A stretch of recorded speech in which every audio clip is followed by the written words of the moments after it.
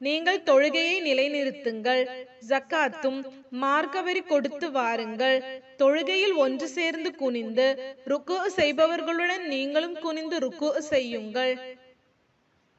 நீங்கள் தௌராத் வேதத்தை ஓதிக்கொண்டே உங்களை செய்யும்படி அதில் ஏவப்பட்டிருப்பதை மறந்துவிட்டு மற்ற மனிதர்களை நன்மை செய்யும்படி நீங்கள் ஏவுகின்றீர்களா? இவ்வளவு கூட நீங்கள் அறிந்து கொள்ள வேண்டாமா? எத்தகைய கஷ்டத்திலும் நீங்கள் பொறுமையை கைக்கொண்டு தொழுது இறைவனிடத்தில் உதவி தேடுங்கள். ஆனால் நிச்சயமாக இது உள்ளச்சம் உடையவர்களுக்கே அன்றி மற்றவர்களுக்கு மிக பழுவாகவே இருக்கும். உள்ளச்சமுடைய அவர்களோ தங்கள் இறைவனை நிச்சயமாக சந்திப்போம் என்றும் அவனிடமே நிச்சயமாக செல்வோம் என்றும் உறுதியாக நம்புவார்கள்.